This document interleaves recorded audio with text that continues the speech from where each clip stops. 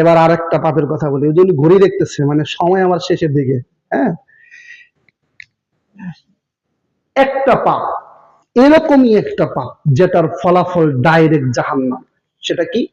আল্লাহ বলছেন, কোরআনটা খুলে দেখুন, 30 নম্বর পারা সূরা মুতাফফিফিন। আল্লাহ বলছেন, ওয়াইলুল লিল মুতাফফিফিন আল্লাযীনা ইযা ইক্তালু আলান নাসি ইস্তাওফুন ওয়া ইযা কালুহুম আও ওয়াজানুহুম ইখসিরুন। আল্লাহ বলছেন, ধ্বংস তাদের জন্য যারা ওজনে কম বেশি করে, মানে দেওয়ার সময় ওজনে কম দেয়, নেওয়ার সময় ওজনে বেশি নেয়। একজন ব্যাপারী আপনার বাড়ি থেকে 100 মণ ধান ক্রয় করবে, 1000 টাকা করে মণ তার দাম, বাতাজুর বাজারে নিবে, 1000 টাকা মণই বিক্রি করবে, তবুও তার 10,000 টাকা লাভ। বলেন তো কিভাবে? নেওয়ার সময় নিয়েছে বেশি, দেওয়ার সময় দিয়েছে কম। আপনি যদি এদিকের বাজারের কথা নাই বলি, তক্তার চালার কথা বলি, তক্তার চালা বাজার থেকে 5 কেজি গরুর গোশত কিনেন, কষায় আপনাকে এমন ভাবে পাল্লাটা হেলিয়ে দিবে যেন আপনি কষায়ের বড় দিলা ভাই। বাড়িতে এনে মাপ দিবেন, 200 গ্রাম নেই। একদিন মাপ দিয়েই দেখেন।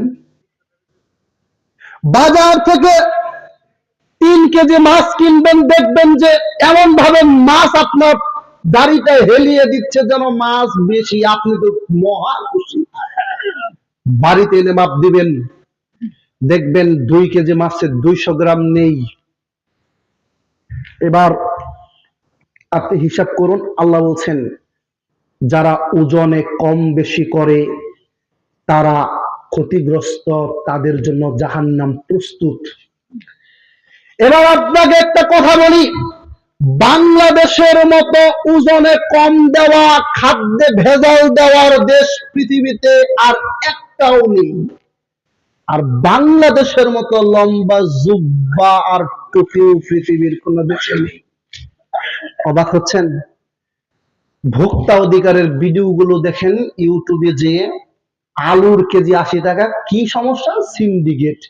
ডিমের এত দাম কেন? কি সমস্যা? সিন্ডিকেট। সয়াবিন তেল বাজারে নেই কেন? কি সমস্যা? সিন্ডিকেট। তো ভোক্তা অধিকার যাদের কাছে যাচ্ছে সিন্ডিকেট ভাঙার জন্য, এই পর্যন্ত আমি যে কয়টা অভিযান দেখেছি সবগুলোর মাথায় টুপি আছে, দাঁড়িয়ে আছে।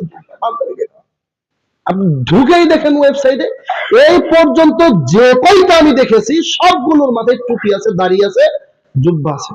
আমি টুপি দাড়ি জুব্বাকে অপমান করছি না, তবে আমি বলছি আল্লাহ নবী বলছেন, তাকওয়া হাহুনা, তাকওয়া এই জায়গাতে, তাকওয়া এই জায়গাতে, তাকওয়া এই জায়গাতে। এই জায়গা যদি ঠিক না করতে পারেন তাহলে ওই নামাজ, রোজা, হজ, যাকাত নিয়েই জাহান্নামে যেতে হবে। সম্মানিত উপস্থিতি, আমার উস্তাদ চলে এসেছে, আমি আর কথা লম্বা করছি না, তবে 2-1টা কথা আমি আপনাদেরকে বলে যাই। তাহলে কি করা যাবে না?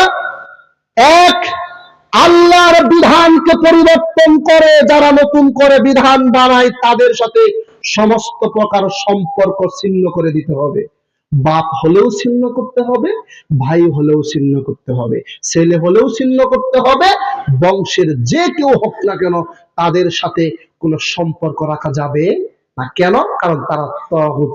2, ভাই হয়ে বোনের হক আত্মসাৎ করা যাবে না। 3, বাপ হয়ে মেয়েকে ঠকিয়ে ছেলেকে দেওয়া যাবে না, এক সন্তানকে ঠকিয়ে আরেক সন্তানকে দেওয়া যাবে না।